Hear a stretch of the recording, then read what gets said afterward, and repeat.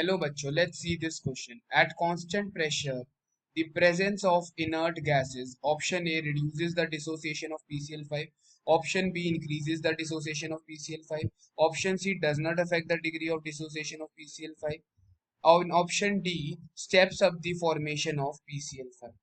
अब इस क्वेश्चन को समझने के लिए हमें कुछ इंपॉर्टेंट की कॉन्सेप्ट के ऊपर ध्यान देना होगा।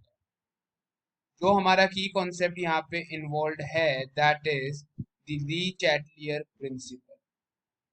ली चैटलियर प्रिंसिपल हमारे को क्या एक्सप्लेन करता है? ली Chatelier principal says that A plus be forming C suppose an equilibrium reaction. अब यहाँ पे हम कोई एक ऐसा चेंज कर रहे हैं, भले ही कंसंट्रेशन में, प्रेशर में, टेम्परेचर में, वॉल्यूम में, जिसकी वजह से जो ये इक्विलिब्रियम है वो क्या कर रहा है, शिफ्ट कर जाता है। अगर ये इक्विलिब्रियम शिफ्ट कर जाता है तो रिएक्शन उस डायरेक्शन में प्रोसीड करेगा सच दैट वो उस चेंज को क्या कर सके, नलिफाई कर सके और वापस से इक्विलिब्रियम को अटेन कर सके।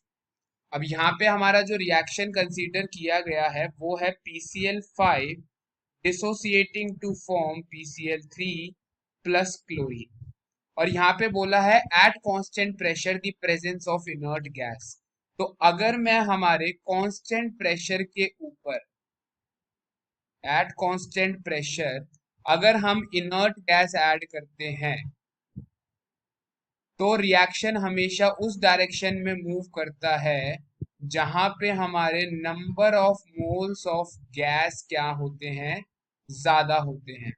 तो PCl5 forming PCl3 plus Cl2 है, तो इधर number of moles of gases कितने हैं, रिएक्टेंट साइड में number of moles of gas सिर्फ हमारे कितने हैं, 1 है, और प्रोडक्ट साइड में number of moles of gas कितने हैं, 2 है। यानी अगर मैं इनर्ट गैस ऐड करूंगा कांस्टेंट प्रेशर पे तो reaction will move in the forward direction और the equilibrium will shift towards the right. तो जब इक्विलिब्रियम अब राइट की तरफ शिफ्ट करेगा तो मोर एंड मोर PCl5 क्या करेगा, अब डिसोसिएट करेगा। PCl5 की जो डिसोसिएशन है वो क्या कर जाएगी, इंक्रीज हो जाएगी। यानी हमारा करेक्ट आंसर क्या हो जाएगा, option number B, that is increases the dissociation of PCl5।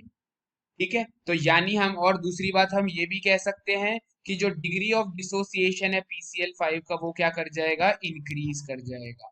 सो हमारा करेक्ट आंसर है option number B. I hope you understood it well. All the best, thank you.